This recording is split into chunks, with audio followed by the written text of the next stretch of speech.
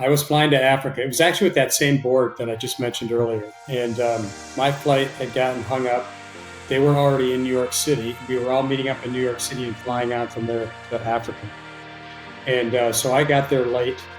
And, I ran through JFK. I had no check-in.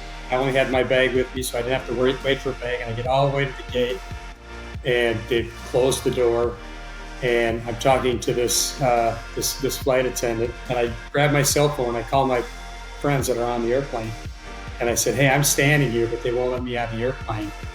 And Steve says, "Hey, we're gonna pray that they let you on." And he turns around with his phone and he says to the plane full of people, "Hey, I'm praying my friend gets on the airplane right now. Does anybody want to join me in praying for this?"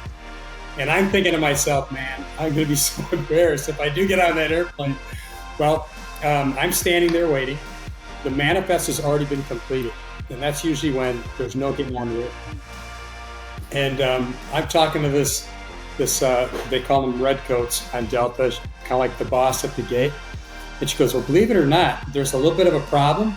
And we're going to see if we can get your name on the manifest." And pretty soon they run out there, they check my name, they check my passport, they put my name on there. I said, "Well, what's the problem?" They said, "The door won't shut on the airplane." I said, "What are you talking about?" I go down the jet bridge, and the door is halfway shut. I have to literally drop down on all fours with my bag and crawl onto the airplane. When I stood up, the whole front of the airplane was standing up cheering because I made it onto the airplane. And they'd all been hearing these guys praying that I would get on the airplane. The whole rest of that flight was like a party.